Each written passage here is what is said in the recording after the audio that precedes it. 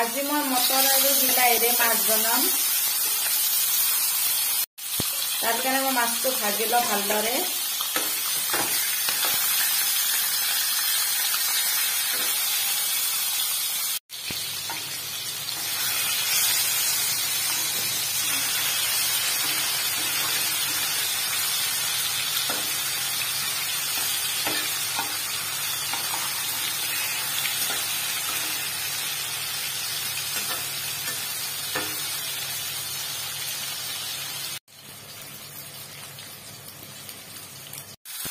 আৰু এইফালে মই এটা পেষ্ট বনাই লম। পিঁয়াজ, আদা, জলকীয়া আৰু কালাৰ আহিব কাৰণে অকণমান জলকীয়াৰ গুড়িও দি দিছোঁ। এইটো এটা পেষ্ট কৰি লওঁ। মোৰ মাছ ভাজি হৈ গ'ল। এই তেলতে আৰু অকণমান তেল দি লওঁ। মই জিৰা চম্ভাৰ দিম। পেষ্ট কৰি থোৱা মছলাটো ইয়াতে মই দি দিছোঁ।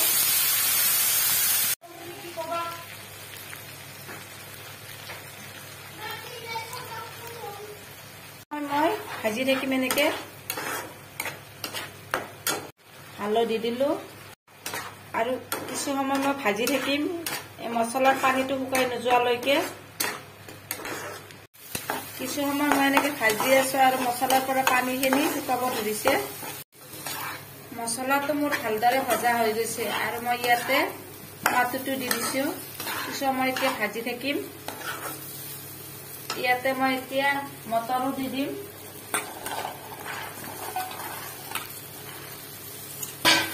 আকৌ কিছু সময় ভাজিম এনেকে। আৰু মই ইয়াতে এতিয়া গৰম পানী দি দিছোঁ। মই এতিয়া ইয়াতে মাছটো দি দিওঁ। পানীটো পুৰা উতলি গৈছে। মটৰো সিজি গৈছে আৰু কিছু সময় মই উতলিব দিওঁ।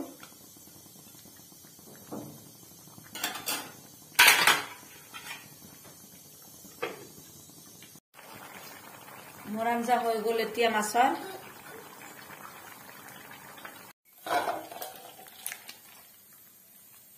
আৰু এতিয়া মই ইয়াতে ধনিয়াৰ পাত দি দিম।